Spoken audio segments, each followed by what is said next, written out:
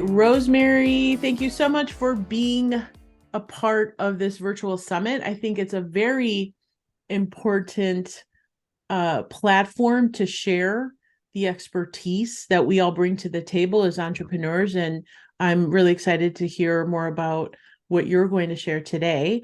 For the viewers, I would love for you to tell them a little bit about what you do, because I think your background is super diverse and interesting, and why you believe the work that you're doing now matters.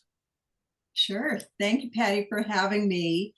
I'm Rosemary, and my background is I'm actually a retired urban planner. As you can see by my photos behind me, I love cities and development. But prior to that, I was a hairstylist. And as you know, if you've been to your hairstylist, you're the one, they become your therapist, your stylist, your consort. They are your guiding force. Yeah. Listening to all those stories throughout those years while I went to college, I started to see a pattern with women that they were not able to completely recover from major changes in their life. Loss of a spouse, divorce, a child dying.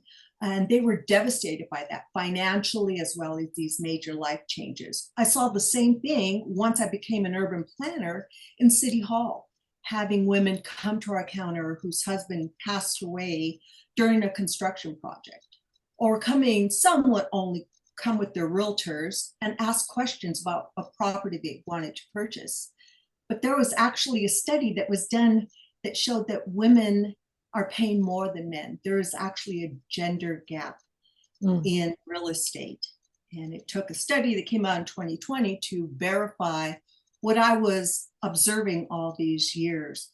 So that's why I think what I'm doing, developing due diligence like a program, is so important to women so that they can buy without emotion and facts. Excellent. So you're really advocating for fair buyer, I don't know, like ethics practices that women need to know about. I mean, we don't know what we don't know, right? And so I really see you as just advocating for them, like, wait, stop the bus. Did you know? And so this is education that is so important to empower ourselves to make one of the most important purchases of our lifetime, right? So buying a house, and it's a big purchase with a lot of decision, a lot of moving parts. And so the work that you do, I think, is so important to empower so that we are well informed. So I love it. I love what you do. I think it's very necessary in the world, and appreciate it. So what do you think, being an entrepreneur has been the number one struggle that you've seen throughout? You talk about how you've had different conversations and you start to see patterns. What patterns have you seen for those women that are just, they want to get their business off the ground, they're not quite sure how to do it, and they're thinking, why isn't this working? What's that struggle from your perspective? The first that they don't anticipate is that there has to be a financial investment in what they do and prepare for that. So certainly from the real estate perspective, you want to have an asset that if necessary, you can draw upon and use that to refinance, to pull out some funds. The second thing that I've seen, and I observed it in myself becoming an entrepreneur, and especially once retiring from my profession, is to not go it alone. You need to gain that support and become part of a community where these other women entrepreneurs know more than you, have experienced more, but more importantly, have support you. Because, like they say, it's lonely at the top. A lot of the time, you are working on this alone and you have to be self motivated. So, where can you go for that support and guidance? So, selecting a group that will provide that way beyond your family and friends. These are people who are all in the same boat as you. They understand the struggle, they understand the commitment, and they understand the perseverance that it takes to achieve whatever that goal is. I love it. I love it. So these are the things that will help you as you surround yourself and you're looking to get your business off the ground. So, all right, so let's transition to the three. Damn, I wish somebody would have told me that tips. What is your tip number one in no particular order? Well, certainly to reduce your stress by doing your homework, really being developing that clarity of what do you want, why do you want it, and who can you serve. At Mm, the end of the day, we all want to make a difference in our lives and in someone else's lives. Otherwise, you wouldn't be an entrepreneur. By nature, you're probably a giving person and you're looking to serve. So, how can you best serve? By identifying what an issue is and creating this solution. And to do that, you can make lots of errors.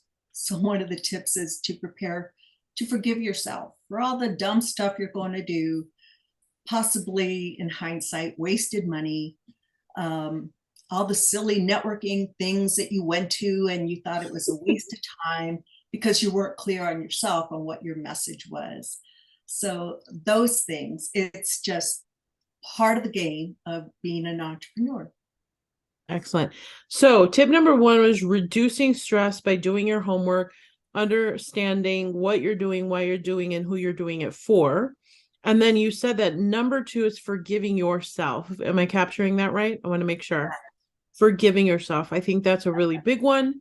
I know I've experienced that. I can't tell you how many people they wear the guilt, kind of the cloak of guilt, and then they're just beating themselves over it. How do you think I know? Because I used to do that, you know?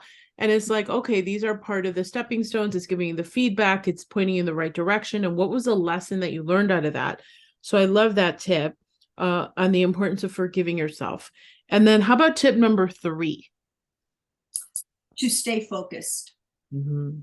because what we do so much of the time is all alone, and you're constantly bombarded with negativity, with news, family, friends who mean well.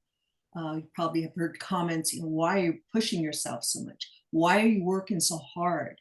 I don't think it's going to work. You get just bombarded. So stay focused.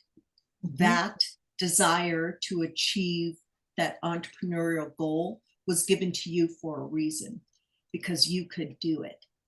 So Yeah, you were selected to do it, I love right? it. Someone is waiting for you for that, for whatever it is that you're going to do. I love it. And it's like the staying focused thing sounds, I remember I'm like the first time I heard the notion of staying focused, I thought to myself, well, that sounds boring. Well, it's the unsexy truth of what it takes. It's about staying focused, staying in your lane, keep doing it until. That's the magical word I have found that helps when it means like, okay, well, how do I stay focused? Just keep going until until you get there, right? Until the you've gotten to that finish line, whatever that means, because it's just other things unfold out of that. So that's really great. All right, so let me recap. So number one was reducing stress by doing your homework, understanding what, why, and who. Number two is forgiving yourself. And number three is staying focused. Very important tips. All right, so share with the listeners, how do people find out more about that super important purchase that they have to make? How do they get educated? How do they have someone like you protecting them to make sure that they're not paying more for this very important investment? Sure, if I could just share my screen, you can kind of get an overview of. So, first of all, you have to decide what type of neighborhood you want to live in. And you've seen it on YouTube, people, realtors giving advice, just drive through the neighborhood at different times of the day and notice things. But there's much more than that. Part of your due diligence process is really understanding that the zone that you're going to live in. As an urban planner, I would take it even a step further to teach you the implications of where you are moving and how to ask the appropriate questions of planning staff. In my observation of the information that's on YouTube, we have realtors saying, well, you just go to the building department and you ask these questions. Right. But once your deal is accepted in the state of California, you actually have 17 days to conduct your due diligence before you move forward. And you can't falter on that, or you'll lose your earnest money deposit. You'll lose that initial deposit. So it is critical that you not waste your time, because you have to take time off of work. When you go there, you are prepared. You know the questions to ask. You know what department does what. And then you know whether or not, based on your verification of all the disclosures that you've been given, if you want to move forward with the deal. That's what this program will prepare you for. Excellent. It's a lot to take in, but certainly that's part of it. And I would love to just start off, if someone wants to contact me, just give you a checklist of the home buying process, just give you some ideas. But another thing you're going to get is actually how to select the right agent. The agent actually becomes your advocate. You work with them. You're not waiting for them to tell you whether or not you should proceed with the deal, because I want you to actually learn. So you do this deal and then you're prepared to do another, or hopefully you help another female, your daughter or your sister, and help them through that. What's more important is that I want women to feel vested in their cities, and to teach them, how do you navigate City Hall? How do you get involved? And as an entrepreneur, especially if you have a storefront, all those decisions that are being made at City Hall impact you. And that's what I want to empower you with. Excellent. Excellent. So you can connect with Rosemary, find out more about her program, links to connect with her, both directly off her website as well as social media handles will be right below this video. Do make sure to connect with Rosemary. She is absolutely an expert in this arena, and you would be very, very lucky to work with her. So thank you, Rosemary, for being a part of the virtual summit. It's so great to have you, and I'm really, really happy that you've taken the time to share your insights with us. My pleasure.